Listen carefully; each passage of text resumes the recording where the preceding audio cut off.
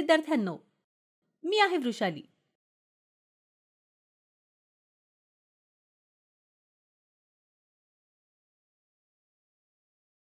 आपण चांगलं करत आहात अशी आशा आहे. चला तर सत्र सुरू करूया. आज आपण भारतात झालेल्या काही पर्यावरणीय चळवळी आणि महिलांच्या चळवळीबद्दल जाणून घेणार आहोत. परिणाम: नर्मदा नदीवरील धरणांच्या विरोधात आंदोलनं.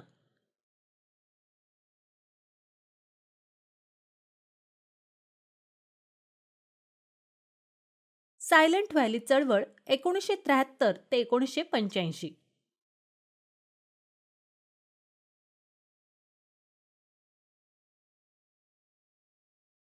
सामाजिक न्याय आणि मानवी हक्कांसाठी महिलांची चळवळ.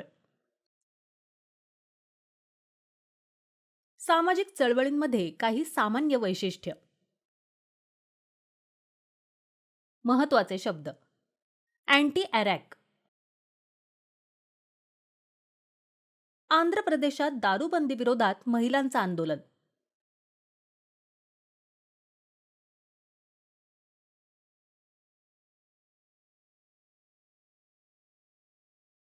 लोकशाही. लोकशाही किंवा त्यांच्या तत्वांशी संबंधित किंवा समर्थन. सहभागी. सहभाग किंवा सहभागाद्वारे वैशिष्ट्यीकृत.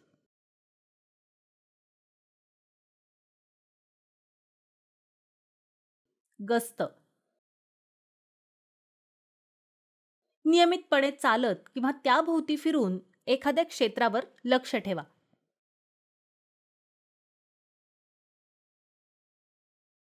प्रतिबंध. एखाद्या गोष्टीला मनाई करण्याची कृती, विशेषतः कायद्याने. महत्वाकांक्षी. यशस्वी होण्याची तीव्र इच्छा आणि दृढ निश्चय असणं किंवा दाखवणं.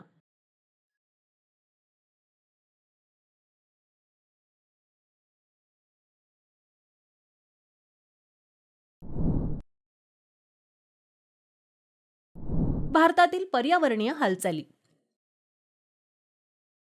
1970च्या दशकात नैसर्गिक जंगलांच्या संरक्षणासाठी तळागाळातील चळवळी म्हणून आपल्या देशात पर्यावरणाच्या चळवळी सुरू झाल्या.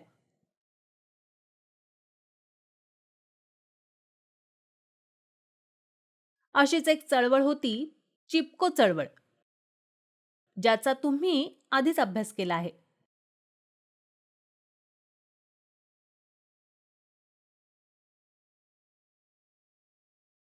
नर्मदा नदीवरील धरणांविरोधात आंदोलन.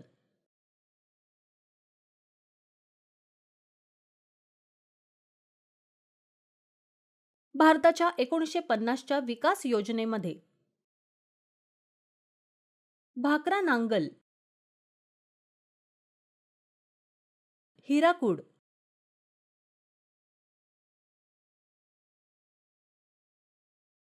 आणि नागार्जुन सागर यासारख्या मोठ्या धरणांचा समावेश होता.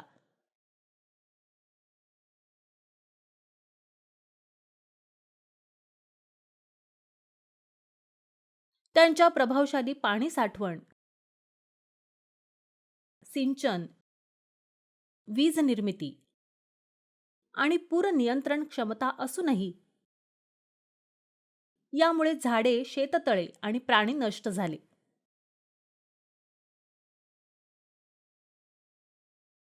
आणि कमी मोबदला देऊन लोकांना बाहेर काढण्यात आलं.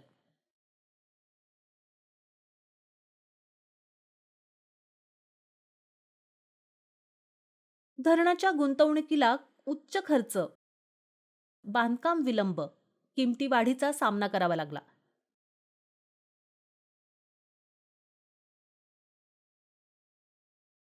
आणि कमी पाणी साठवण क्षमतेमुळे अपुरं सिंचन, ज्यामुळे त्यांच्या खऱ्या क्षमतेबद्दल शंका निर्माण होते.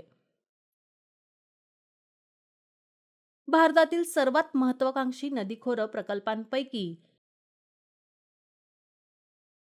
एकामध्ये नर्मदा नदीवर मोठ्या आणि लहान धरणांची मालिका बांधण्याचा प्रस्ताव सरकारने मांडला, तेव्हा हे प्रश्न उपस्थित झाले. विस्थापित लोकधरण प्रकल्पातून जमीन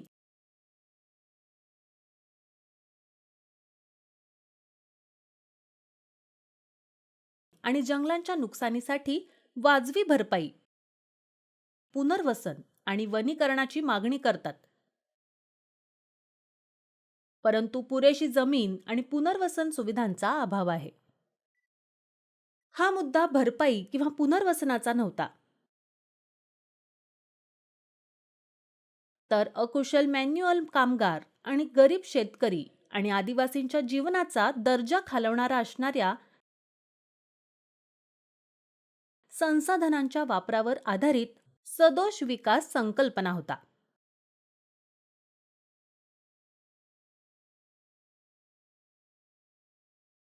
बावा महालिया यांच्या नेतृत्वाखालील नर्मदा बचाव आंदोलनने नर्मदा खोऱ्यातील धरण बांधणीला विरोध केला.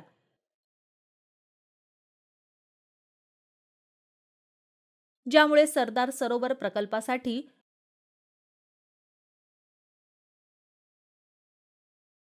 जागतिक बँकेची मदत काढून घेण्यात आली.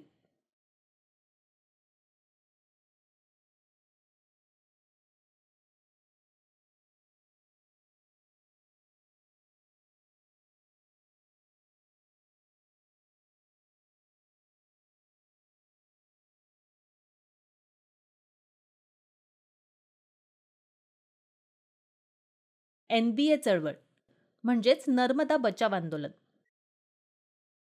सरदार सरोवर धरण रोखण्यात अपयशी ठरल्यानंतरही गरीब आणि शक्तिशाली लोकांवर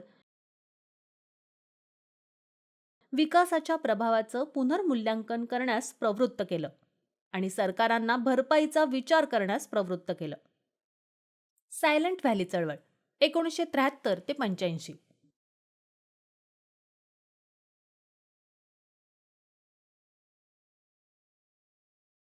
केरळमधील सायलेंट व्हॅली धरण प्रकल्प धोक्यात असलेल्या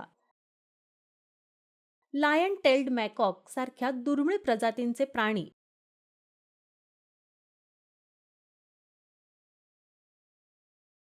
आणि वनस्पती नष्ट होण्याच्या लोकांच्या चिंतेमुळे थांबवण्यात आले.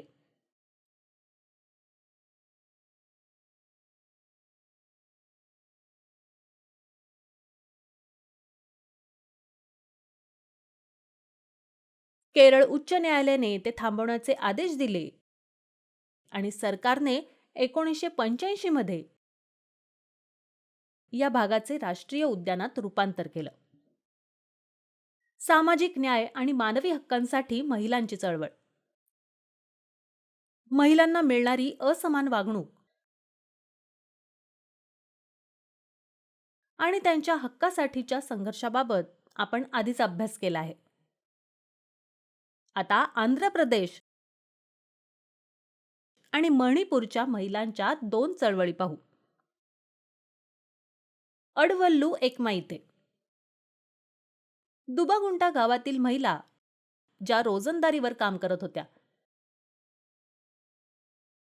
त्यांचे पती ताडी आणि अरकाड्यासाठी शोषण करत होते.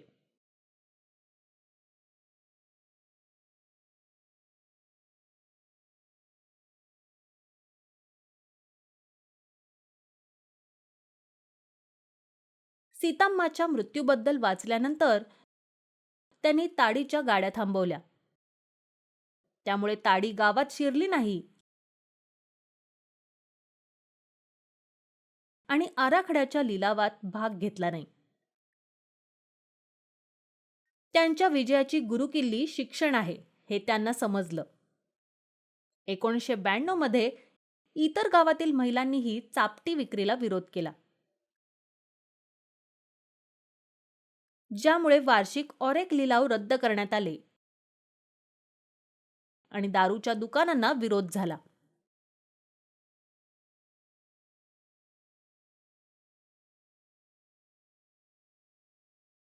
एकोणीसशे 1983 आणि 1985 मध्ये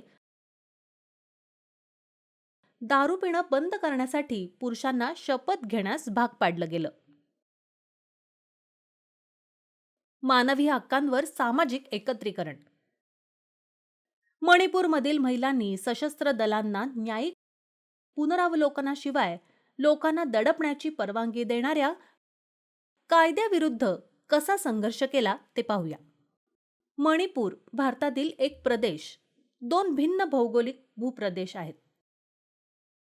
दरी आणि टेकड्या. स्वातंत्र्यापूर्वी खोरे संस्थानाच्या अधिपत्याखाली होते, तर टेकड्या प्रामुख्याने आदिवासी होत्या.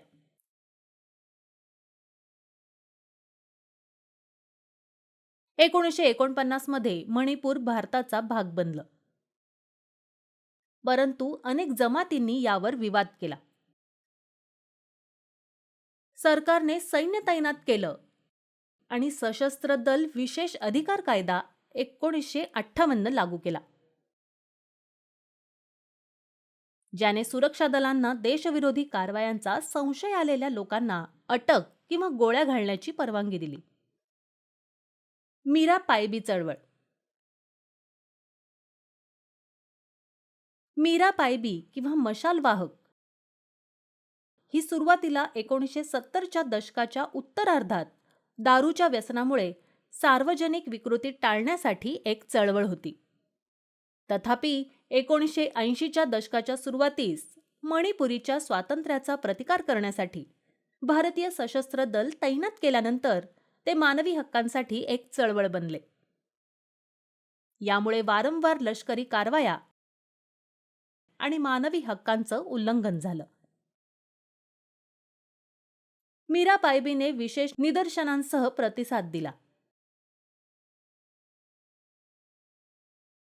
रात्रीच्या वेळी बांबू आणि चिंधी रॉकेल मशाल घेऊन रस्त्यावर गस्त घातली.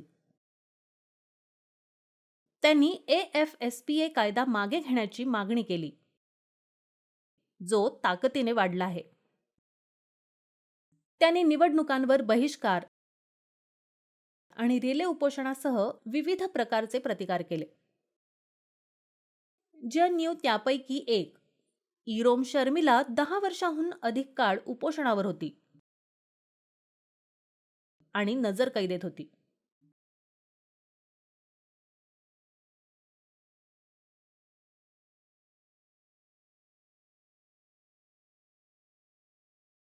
सामाजिक चळवळींमध्ये काही सामान्य वैशिष्ट्य. सामाजिक चळवळी तत्वांच्या सीमा ओलांडत असल्याचं अनेकदा दिसून आलं आहे. महालिया आणि ल्युथर किंग हे दोघेही मानवी हक्कांचे मुद्दे मांडत होते. पर्यावरण आणि समानतेचे प्रश्न उपस्थित करताना आदर्शही. काही चळवळी सक्तीच्या बदलांना विरोध करतात, तर काही बदलांची मागणी करतात. सामाजिक चळवळी अनेकदा वैयक्तिक राजकीय पक्षांपासून दूर राहतात आणि एकाच कारणासाठी अधिक एकत्र येतात. जेव्हा एखाद्या प्रदेशातील किंवा कारणास्तव व्यक्तींना वाटलं की त्यांच्या अपेक्षा एखाद्या देशातील प्रचलित राजकीय व्यवस्थेने पूर्ण केल्या नाहीत, तेव्हा सामाजिक चळवळी उद्भवतात. धन्यवाद.